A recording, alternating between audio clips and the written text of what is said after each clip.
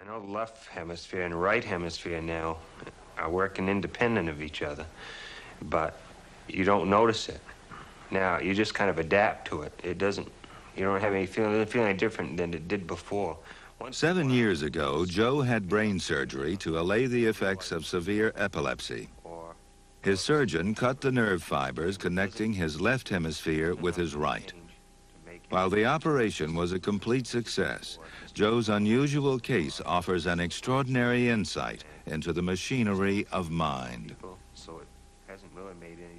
This fiber system, the corpus callosum, is located midway between the two hemispheres. When it was surgically severed in Joe's brain, the transmission of information between the two hemispheres was halted. Michael Gazzaniga. What we can do is play tricks by putting information into his disconnected, mute, non-talking right hemisphere and watch it produce behaviors. And out of that, we can really see that there is, in fact, a reason to believe that there's all kinds of complex processes going on outside of his conscious awareness of his left half brain.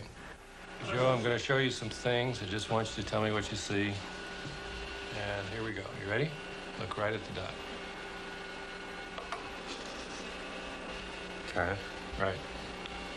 Okay, you ready? Look right at the dot. Grapes. Good.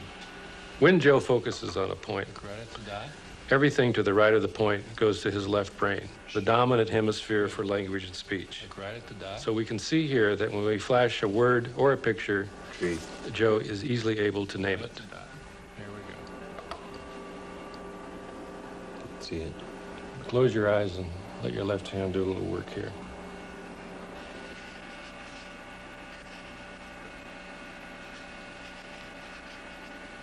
Okay, what do you got there? Pan. Okay, very good.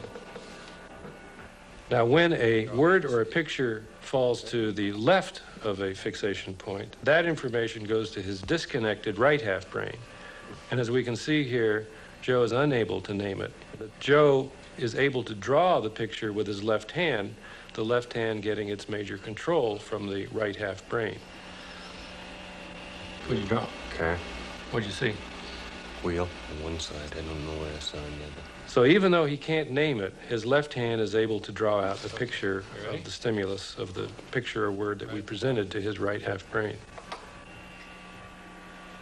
What did you see? Saw a hammer. So just close your eyes and draw with your left hand. Just let it go.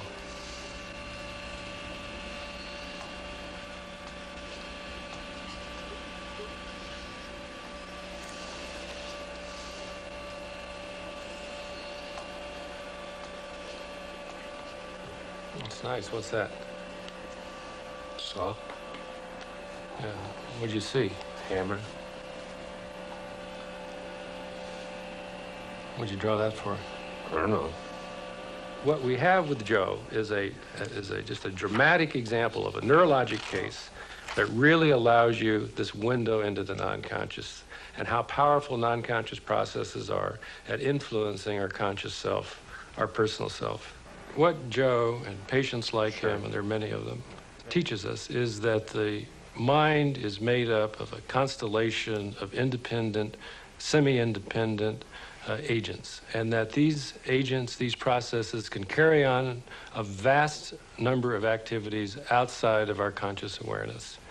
Even though that goes on, there's some final stage or some final system, which I happen to think is in the left hemisphere, that pulls all of this information together into a theory. It has to generate a theory to explain all of these independent elements. And so, and that theory becomes our particular theory of ourself and of the world.